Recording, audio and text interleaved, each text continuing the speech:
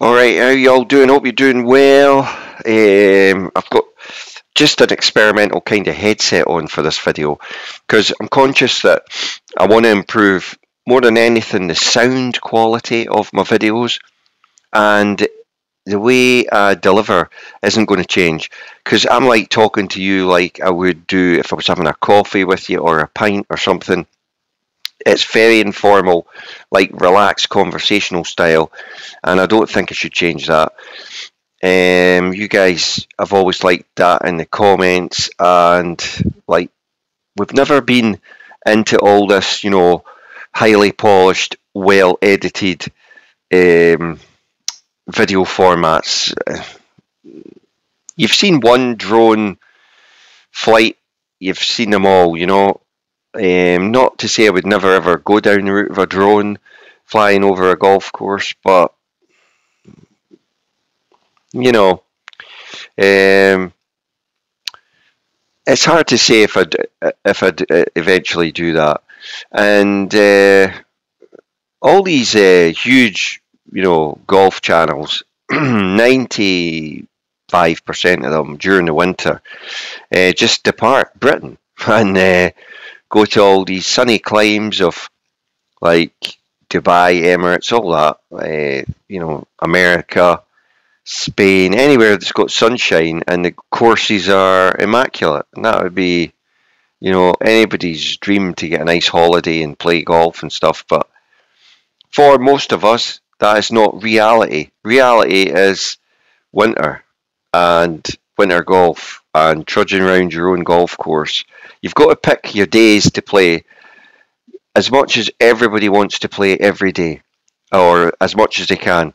There is no point in going out in the winter if it's like blowing a gale, minus whatever. If it's dry, yeah, possibly, but if it's wet and trudgy underfoot, forget it. It's actually probably more detrimental to your game and stuff than anything. The main difference as well is our course, and probably your one's the same. Winter mats, so a lot of times I'll just lift to the side, hit it off the semi, and not use my winter mat. But there are occasions where I'll put the ball down on the winter mat because it's like in a better position, maybe using like a Sandown 53 or something. Hitting off a mat, as we all know, does generate more spin, so it does stop the ball quicker.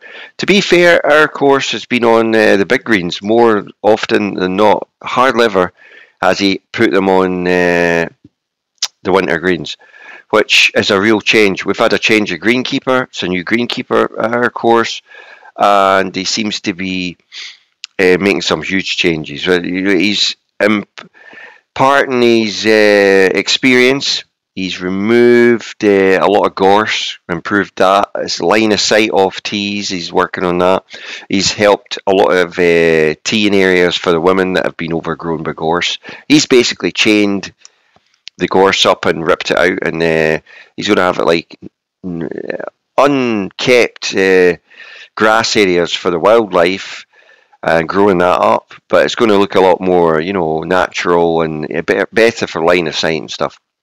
So he is making huge changes, and in case you don't know, it's Bridge of Allan where I'm a member, and I'm just going to be staying at Bridge of Allan. I did think about leaving, but there's so many good things up there, and the ability to play a quick nine, but also play 9 holes in either a seniors competition or a midweek 9-hole medal. I think it's a huge selling point as we all, get pressures of time. And it's good to know that you can go up for like an hour and a half, an hour and 20 minutes, have a coffee when you finish and get up the road and not have your wife or partner going crazy at you for being away all day because you play 18 holes, you can be on bigger courses, 4 or 5.5 hour rounds in medals. It's always been like that, but it's getting ridiculous with people not, looking for golf balls, slow play, like lining up putts and forgetting all about ready golf and how that if you're ready, just go. But also if you're waiting, ready golf really explains it as well as like your other playing partners are hitting, you're getting ready and you're going. I mean, and if you discuss it with the guys you're playing with, and I know it kind of it doesn't sit well with some golfers with etiquette and stuff, but if you're on the opposite side of the fairway to the guy that you're playing with, and you're about equidistant, and you're miles apart, there's nothing to stop the two of you hitting at the same time. You're not putting anyone off as long as you agree, that that's ready golf. It's to speed the game up. Now, if everybody did that, there's times when you can't. But if everybody did that, I know it's not, the purest of golf, because you're not like really paying attention to the other player as much as maybe you should be, things like that. But really does, I think, speed the game up, which again has its benefits, because I'm still a firm believer that the quicker you can play, the better you will score. The reason for that is two or threefold. The less time you've got to think about the shot, the less time you've got to overthink it, make mistakes with thinking. You just instinctively work on the distance, the club, the hit, bang, go. Especially with putting, the less time you take worrying about a putt missing, the more times you'll hole it. So in other words, the quicker you can miss it, the better. I think it was Lee Trevino, Gary Player, a number of them said, if I'm going to miss it, I'm going to miss it quickly. Because if you stand over a 2 or 3 foot putt for like more than 30 seconds, it's becoming a 6, 8 foot putt. If you stand over it for a minute, 2 minutes, it's becoming a 12 foot putt, level of difficulty wise, because it then doesn't become a natural flow. See the shot, feel the stroke, pull the trigger. Why I'm a big advocate of no practice stroke whatsoever. No practice stroke with your putter whatsoever.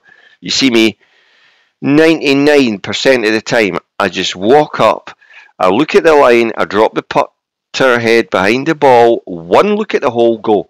It's always your best. Always. And here's the thing that you will notice more and more if you experiment more with your putting in general. It's the same as your long game. You will have a miss, right? And that miss could be to the left or it could be to the right. I guarantee you though, that's your miss. Anytime you miss, it'll be that miss. And interestingly, with putting, it doesn't matter if you go change your mallet, change, to a heel toe, to a blade, go to even a broom handle putter, you will find that your miss is still the exact same miss, right? So that's just your built-in miss. Something that, yes, you could allow for, but it's not going to change by changing your equipment. That's what I'm saying. Or your technique, because that is your swing that you've got, your stroke. It's something to keep in mind, because I think people worry about that too much. As I said to my dad on a number of occasions, you would be so much better at putting if you just had this one thought. It either goes in or it doesn't. And that's the way I see it. Seve said he never hit a putt till he saw it go in the hole. And that's a good advocate too. So you're behind the ball, you're looking at the hole, you visualise it running in and going in the hole. Now, as quick as possible, you pull the trigger. Because that image is hardwired in your virtual bank, and you can enforce that by holding the putt, and then have that is why mostly even on the pro game players are streaky, they get hot streaks, whereas it tends to build up and then bang bang bang bang bang bang, you get like 4 or 5 massive birdie putts, and that just keeps you going for the rest of the round. And that might last for 3 or 4 weeks. No one's really fully conquered it though, as in every single week you play, it never goes wrong, because, well, that's just not reality, is it? I mean, the green is alive, and objects can be on that green that deflect your ball. A track from the last ball can deflect your ball on a green. So it's not an exact science. You can pick the perfect line, perfect speed, you can hit that, but something can deflect the ball. A blade of grass can deflect the ball enough, or it can lip, and you've just been unlucky. So it's a case of shake it off, move on. So I hope you've enjoyed this chat about just like what you can do in the winter and when you're not playing at the golf to improve your speed of play, the way you think about shots, the way you pull the trigger, the way you think about actually playing around ready golf to actually make you score, you know. And it doesn't just help you in your group, it helps everyone playing, because obviously you do get laboriously slow players that you're literally pulling your hair out of. Like 5 minutes have gone by and he's still not hit a ball, you know. And you tend to find that there's two extremes to this. They're either really high handicappers who just are getting on a bit, or they're really, really low boys, like really low, and they think that the longer they take over it, the more perfect they'll be. Probably one of the greatest mistakes ever. There'd be so much free flowing, but I've played with loads of like +3 handicappers, and they hardly miss.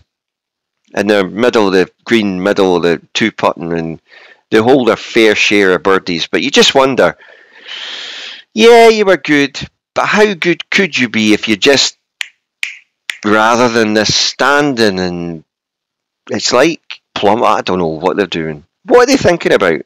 How long does it take you to draw a mental image? You know, it doesn't take long. 3, 4, 5 seconds in your mind is huge. So how do they manage to concentrate for that length of time? It's so tiring concentrating for that length of time. You want to be as quick and instinctive as you can be, so that all your skill and your feel remains intact. The longer you think about it, the more you can start thinking about things that can go wrong. So I'm still advocating playing as quick as possible.